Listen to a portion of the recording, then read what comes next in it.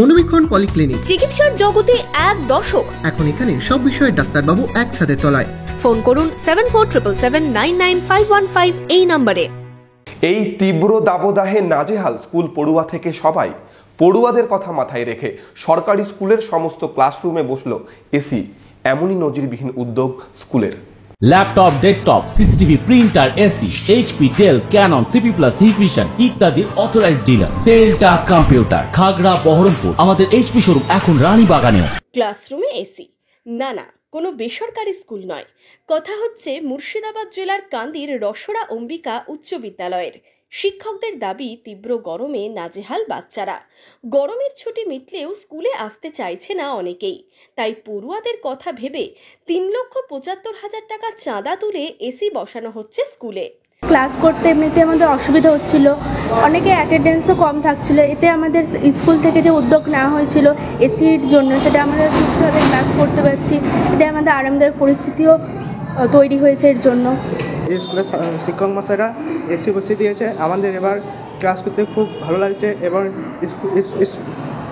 স্কুলে ভালো পড়াশোনা হচ্ছে। গরমে আরাম পেয়ে খুশি পড়ুয়ারা। এখন থেকে পড়ুয়ারা জানাচ্ছে তারা প্রতিদিন স্কুলে আসবে। প্রচণ্ড গরম, এই এক্সেসিভ হিটের জন্য স্কুলের ছাত্র সংখ্যা দিন দিন কমে যাচ্ছে।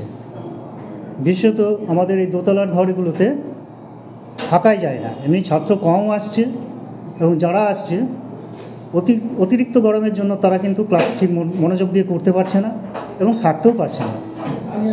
এর জন্য আমাদের মাস্টারমশাইরা একটা ঠিক করলেন, প্রপোজাল দিয়েছেন যে আমাদের এখানে ইসিসিএস লিমিটেড আছে, মানে এমপ্লয়িজ কোঅপারেটিভ লিমিটেড, সেইখান থেকে সোসাইটির লভ্যাংশ থেকে কিছু টাকা তারা দিতে চেয়েছেন এবং এই ইসিসিএসে যে থ্রিফ্ট ফান্ড আছে সেখানে টিচার্স যে জমা টাকা আছে সেখান থেকেও তারা ডোনেট করতে চেয়েছেন স্বেচ্ছায়। তারা ঠিক করেছিল যে তাদের এখানে একটা ইসিএস ফান্ড আছে, সেখান থেকে কিছু লভ্যাংশ এবং তাদের নিজস্ব অনুদান, permanent teacher, para teacher, vocational teacher সবাই মিলে উদ্যোগ নিয়ে এই গরমে ছাত্রছাত্রী বসে ক্লাস করতে পারছে না, খুব অসুবিধা। তখন তারা এখানে একটা এয়ার কন্ডিশন মেশিন বসানোর প্রতিটা ক্লাস ঘরে 5 থেকে 10 পর্যন্ত আলোচনা করেছিলেন। বিধায়ক কাছে জানিয়েছিলেন, তিনি অনুমতি দিয়েছিলেন এবং তিনি বিভিন্ন সরকারি যে আবেদন অনুমতি দরকার সেটা ব্যবস্থা তিনি করেছেন। স্কুলের এই অভিনব উদ্যোগে উচ্ছ্বসিত পড়ুয়ারা। বাচ্চারা শান্তিতে এবার নিজেদের পড়াশোনা চালাতে পারবে বলেই মনে করছেন শিক্ষক শিক্ষিকা।